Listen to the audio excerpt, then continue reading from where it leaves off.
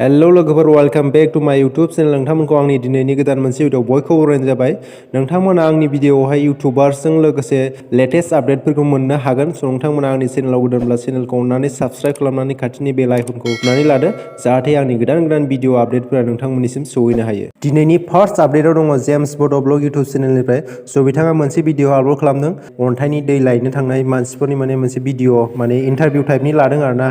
ओरैबायदि मानसि आरोना स' नोंथांमोना फुल भिडिअखौ नायनोब्ला जेम्स बड ब्लग यूट्यूब चेनेलाव थांनानै नायनो हागोन ओरैबायदि मानसि थांदों आरोना नोंसोरना नायनो हागोन आं बेनिनो ससे भिडिअ क्लिपखौ नोंथांमोननो होनि 2 घन्टा नांबावगोन ना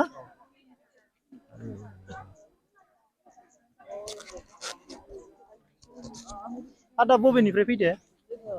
जोङो माबा बाक्सानिफ्राय फैदो बाक्सानि आंनि न' खाथिनिसो माथो बरमासो नै नङा होमबा जेराव थाङो बरमानि लोगो मोनो टिकियाजुलिनिबो फैदों नालाय आदाया बबेनि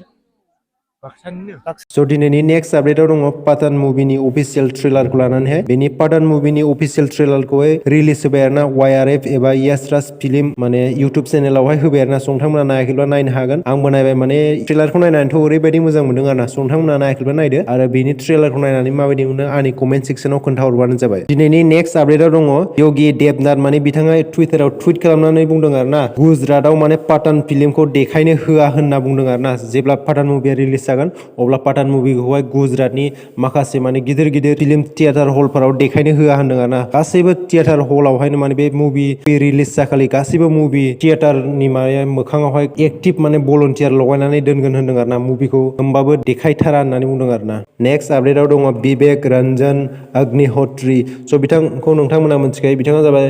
दा काश्मीरी फाइलनि डिरेक्टरमोन आरोना बिथाङा टुइटारावहाय टुइट खालामनानै बुंदों गावनि डिरेक्ट खालामनाय दा काश्मीरी फाइल मुभियाहाय अस्कार 2023नि थाखाय सायख'जादों होननानै बुंदों आरोना आरो भारतनिनो मोनबा फिल्मा अस्कार एवार्डनि थाखाय सायख'जादों आरोना आरो बिथाङा बेस्ट उइस खालामदों आरोना इन्डियानि सिनेमाखौहाय नेक्स्ट आपडेटआव दङ मानुइला एल यूट्यूब चेनेलनिफ्राय बिथाङा साननैसो सिगां गावनि चेनेलावहाय मोनसे Q&A भिडिअ लाबोदोंमोन आरोना बिथांनि भिडिअआवहाय गोबां मानसिफ्रानो सोंदों आरोना बि बयसआ नोंनि बयफ्रेन्ड नामा नोंसोरो रिलेसनशिपआव दं नामा होननानै बिथाङा बि बयसजोंहाय ओरैबायदि